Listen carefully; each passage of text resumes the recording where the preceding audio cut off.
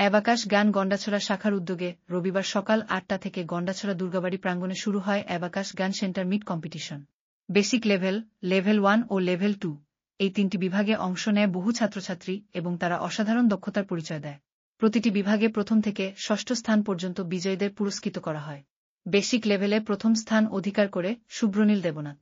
Level 1-এ প্রথম হয় Arnab Debnath. Level 2 বিভাগে প্রথম স্থান অর্জন করে বিভূষিতা সরকার। সকাল 11টায় প্রদীপ প্রজ্বলনের মাধ্যমে পুরস্কার বিতরণী অনুষ্ঠানের উদ্বোধন করেন বিশিষ্ট সমাজসেবী আদিত্য সরকার। তিনি বলেন, অ্যাবাকাশ কেবল গাণিতিক দক্ষতা নয়, বরং শিশুর বুদ্ধিবিকাশ ও আত্মবিশ্বাস বৃদ্ধির একটি কার্যকর মাধ্যম। অনুষ্ঠানে উপস্থিত ছিলেন অবসরপ্রাপ্ত শিক্ষক সুবোধ চন্দ্র সরকার, অ্যাবাকাশ জ্ঞান স্টেট লেভেল মাস্টার ট্রেনার প্রশান্ত বল, প্রশিক্ষক সুব্রত পাল, গন্ডাছড়া শাখার প্রশিক্ষক ইমন সাহা, শাখা সঞ্চালক দীপক সাহা, প্রবীণ নাগরিক শঙ্কর সাহা, নারায়ণ সাহা প্রমুখ। এদিন ছাত্রছাত্রীদের জন্য একটি ওপেন কুইজ প্রতিযোগিতারও আয়োজন করা হয় এবং সেখানকার বিজয়ীরাও পুরস্কৃত হন। বক্তারা অ্যাবাকাশ শিক্ষার উদ্দেশ্য, প্রযোগ ও ফলাফল নিয়ে বিস্তারিত আলোচনা করেন। তারা জানান, এই পদ্ধতির মাধ্যমে শিশুরা অল্প সময়ে দ্রুত ও নিখুঁত গণনার পাশাপাশি স্মৃতিশক্তি ও মনোযোগ বৃদ্ধির অনুশীলন করে। উদ্যোক্তারা বলেন, মাত্র 1 বছর আগে গন্ডাছড়া শাখার যাত্রা শুরু হলেও এটি ইতিমধ্যেই ছাত্রছাত্রীদের মধ্যে ব্যাপক সাড়া ফেলেছে। আগামী দিনেও এই প্রতিযোগিতা ধারাবাহিকভাবে আয়োজিত হবে। অনুষ্ঠান জুড়ে ছাত্রছাত্রী ও অভিভাবকদের মুখে ছিল উচ্ছ্বাস ও সন্তুষ্টি। নতুন প্রজন্মের জ্ঞান ও দক্ষতা বিকাশে এমন উদ্যোগ নিঃসন্দেহে অনুপ্রেরণামূলক বলে মনে করেন সকলে। আজকে Abakash centre meet competition 2025 Gandacherra ধলাইজুরপুরা আজকে পুরস্কার বিতরণী অনুষ্ঠানও হবে। আর এখানে বাচ্চাদের ডেভেলপ কতটুকু হয়েছে বা ম্যাথে ওরা কতটুকু এগোতে পারে ওইটাই শেখানো হয়। আজকে যেমন 100টাও কোশ্চেন আনসার করেছে 12 মিনিটে। তো আজকে দেখা যাবে যে ওরা কতটুকু শিখেছে। আজকে 2024-এ আমাদের এই অ্যাবাকাশ জ্ঞান পথ চলা শুরু হয়েছে। তো আজকে 1 বছর হয়েছে। এখানে অনেক ছাত্রছাত্রী আসে শিখে অঙ্ক।